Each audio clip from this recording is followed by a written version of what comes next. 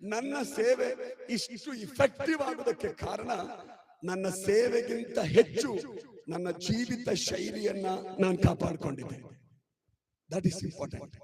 ಸೇವೆ ಎಫೆಕ್ಟ್ ಆಗ್ಬೇಕಾ, ಸೇವೆ ಪ್ರಭಾವಶಾಲಿ ಆಗ್ಬೇಕಾ, ಸೇವೆ ಪರಿಣಾಮಕಾರಿ ಆಗ್ಬೇಕಾ, ನಮ್ಮ ಜೀವನ ಶೈಲಿ ಬಹಳ ಬಹಳ ಮುಖ್ಯ.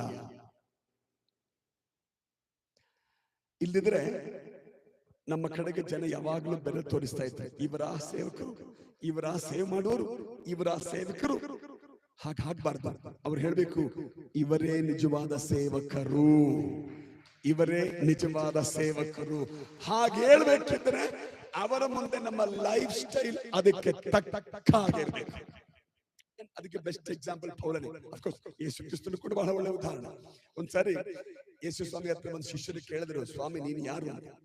ಒಳ್ಳೆ ಪ್ರಶ್ನೆ ಅಲ್ಲ. ಈಗ